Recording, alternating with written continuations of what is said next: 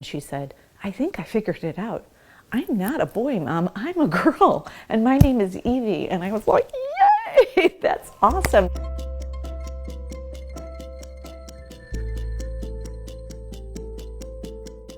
I could not move forward in any career knowing that I hadn't done everything that I possibly could before I die to make sure that we have a planet that is safe and healthy for our children, and that we stop this gross income divide, which is separating us emotionally, ethnically, geographically, demographically, in every way.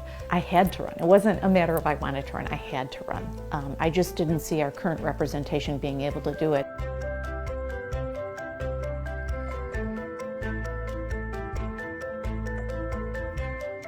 The contrast between Dan Lipinski and I couldn't be stronger and more significant.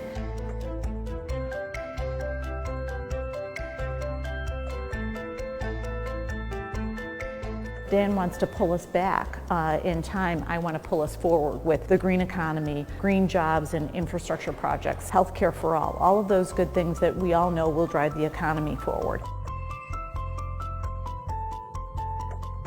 We came within just 2% of unseating Dan Lipinski last time, so we feel very empowered, we feel good about the campaign, and we learned a lot. We can talk about anything you want. There is nothing that you can't say or do. When we talk about the H-1B visa and you're getting those IT engineers from India and Pakistan, aren't we bypassing our kids, newly graduate IT students from university?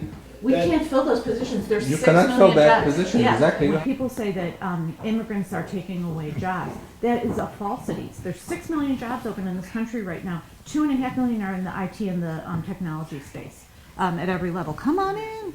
Hello. By the way, if we continue on this deportation path that we're on right now, half of the restaurants in the country, half of the retail organizations in this country will suffer dramatically, and our economy will go away.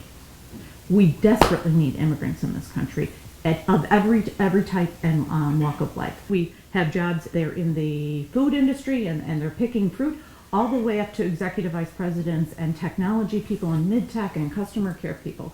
We need everybody. And then now we're kicking them out? Are you kidding me? And we need them the most right now. The Muslim ban is real. Let's all be honest about that. It's real. He is keeping out people that are of the Muslim faith. He being Trump. We have got to not let this happen.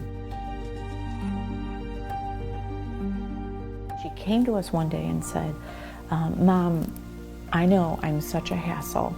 I really only see 2 solutions to the problem. I can either kill myself or I can run away."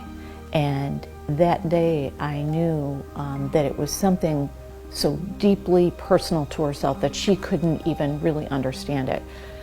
The next day she graduated from 8th grade, and then we brought her to an organization and a great day program that helped her understand within 1 week that the problem was she wasn't being her authentic self. So about 3 days in, she came home and we were having dinner, and she said, "Mom, I have some news."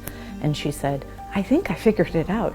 I'm not a boy, Mom. I'm a girl. And my name is Evie." And I was like, yay, that's awesome. So when Evie tells the story, she always says, "You're the only mom that did cartwheels and was so excited for me to be transgender that I could think of." Through that very specific and personal journey, I learned a lot about our family. I learned a lot about how transgender folks feel, what they need, and how they have been abused for centuries, literally.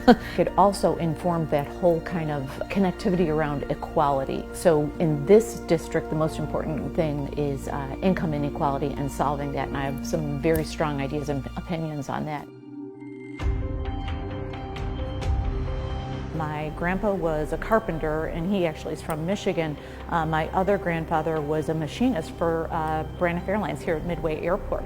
So both of them understood the strong values that a union family brings to you. Unions brought us a 40-hour week. They brought us better working conditions. They brought us an 8-hour day, and they got kids out of labor, right? And the way we bring back the middle class and quality of life for workers and working families is to raise wages and empower unions. This campaign and this race is very unique nationally in the Democratic Party, right? Is that Some folks want to make this about that it is the far left progressive wing versus the what some people would call centrist or conservative wing. And I don't believe that. I think that's a bunch of hooey.